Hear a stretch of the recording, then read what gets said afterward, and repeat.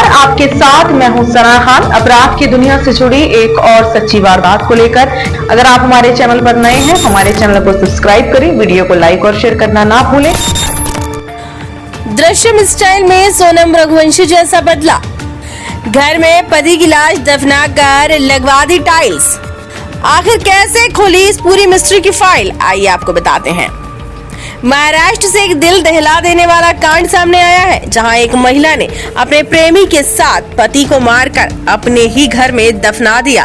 यहां तक कि ऊपर से टाइल्स लगवाने के लिए पति के भाई का सहारा लिया, लेकिन देवर सच्चाई से कोसों दूर था।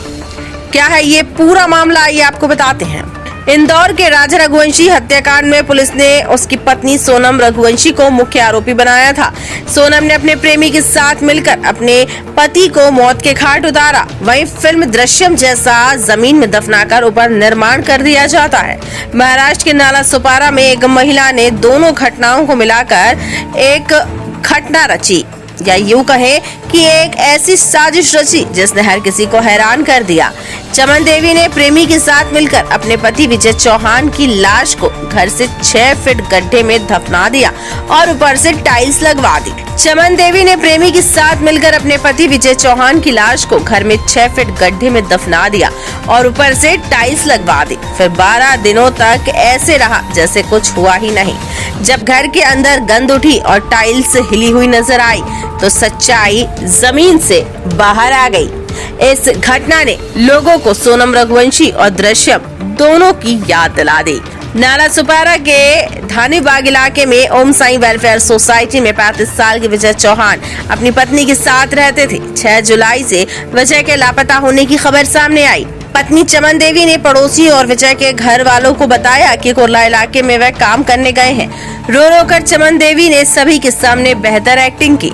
चमन देवी का पड़ोसी मोनू विश्वकर्मा से उसका प्रेम संबंध था। पति विजय उनके रिश्ते का बाधा था। दोनों ने विजय को रास्ते से हटाने की ठानी और विजय के साथ इस पूरी वारदात को अंजाम दिया गया और उसकी लाश को घर में ही गड्ढा खोदकर छिपाया गया। चमन देवी और मोनू ने गड्ढे में लाश डालकर ऊपर से मिट्टी डाली, लेकिन फर्श बिठाना नहीं आया। चमन ने पति विजय के भाई अजय से टाइल्स लगवाई। अजय इस बात से बेखबर था कि वो अनजाने में ही अपने भाई की लाश पर फर्श बिछा रहा है। पुलिस ने बताया कि जब विजय की खोजबीन शुरू की गई, उसके परिवार को विजय की पत्नी चमन अलग अलग बयान दे रही थी। विजय का फोन भी स्विच ऑफ आ रहा था। इससे विजय के परिवार वालों को पत्नी पर शक होने लगा था कि उनके भाई के साथ कुछ गलत हुआ है। चमन पर भी दबाव बढ़ता जा रहा था, इसलिए चमन घर में ताला लगाकर कहीं चली गई। विजय के घर वालों ने ताला तोड़कर घर खोला तो बदली हुई टाइल्स पर शक हुआ। वहां खुदाई करने पर बदबू आने लगी और तब पुलिस को सूचना दी गई। पुलिस ने फॉरेंसिक टीम के साथ खुदाई की तो जमीन में करीब 6 फीट के नीचे काले पॉलिथीन में एक लाश मिली जो विजय की थी। वहीं पुलिस द्वारा अब इस पूरे मामले की गंभीरता से जांच की जा रही है।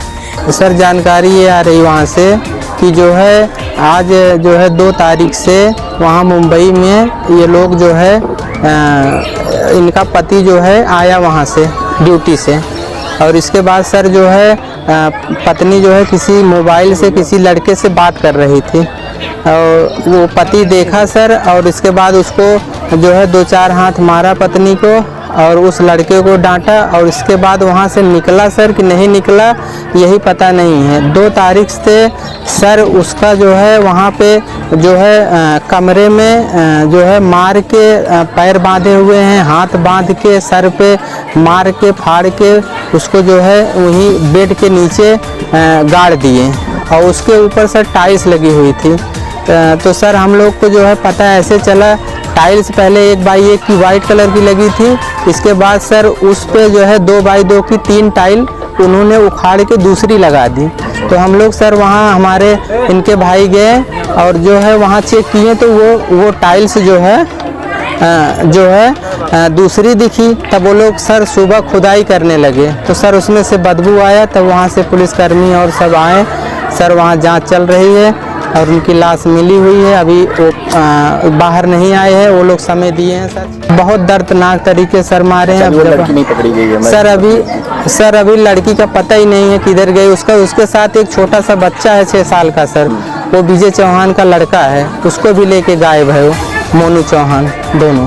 क्या लगता है कि दोनों वो जो मिलकर मार कर गाड़ दिए हैं? सर यही तो वहाँ के लोग जो है कॉलोनी के जो आसपास के लोग हैं सर यही बता रहे हैं कि जो है उसकी पत्नी और मोनू प्रजापति ये दोनों मिल के सर और किसी को बुला के उसी कमरे में मार के गाड़े हैं सर, यही सूचना बता रहे हैं। अब हम लोग तो थे नहीं सर वहाँ पे, यही सब जानकारी मिल रही है।